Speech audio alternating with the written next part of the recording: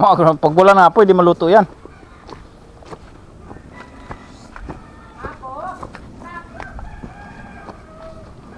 Kita mo yung aso na nananakot ka? Shield ko pa dun sa aso. Nakita na ako sa tukong ko na lang.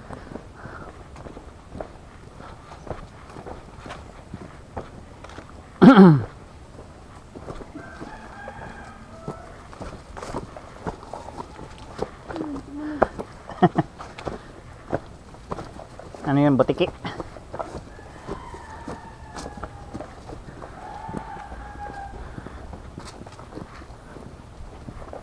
Ayan si Choco. Yan na naman siya oh. Diyan lang kasi siya ano. Dito yung siya natutulog eh. Kanina nakapinto yan. Doon ba? Kaya di ako lumaki sa aso.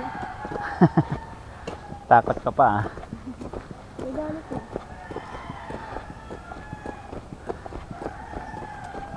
Maangat oh.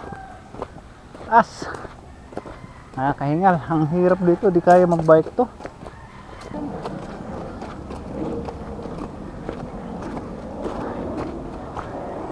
Nice na ayos. Ayan guys, so hanggang dito lang yung semento. Ayan, so dito putol na. Wala nang semento. Ayos na ata ito no? Tambak lang to, parang tinibag na bahay. Ah, Tapos ilagay lang nila. walang tambakan, dito na nilagay. So eh. Nakakabutas ng butas eh. Ano ba yung putika? Mas okay pa dyan sa putikan. Kakahingal ah. Ito madulas-dulas, buti na lang. Nakabuta tayo. Ayan. Tiring. Dulas. Ang hirap pala pag nag-chinilas, buti na lang bumalik ako.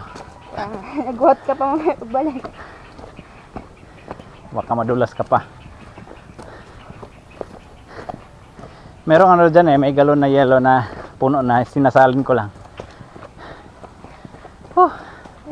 Daming puno dito guys oh. Santol, mangga. Dito yung mga santol dati na kinukuha ko. Ang season ng santol ngayon wala na eh. Kaya ng bunga ng santol oh. Ayan, mag-igib tayo guys oh. Igib. Wala tayong tubig eh. So may balon. Ayan oh, tawag nun bukal. Ayan, dito tayo mag-iigib. Parang malakas pa yata ihi ko dito ang bukal na to. Pero mayroong malakas dito oh. Di ko lang alam kung malinis yan. Saan ang galing yan oh. Ayan oh. Ito bukal guys oh. Yan, bukal.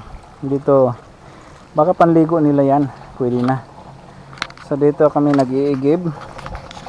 Yung gripo nila full na yata. Full na nga. So wala na. Ang laman. Wala pang laman. Yun na yan. Diretso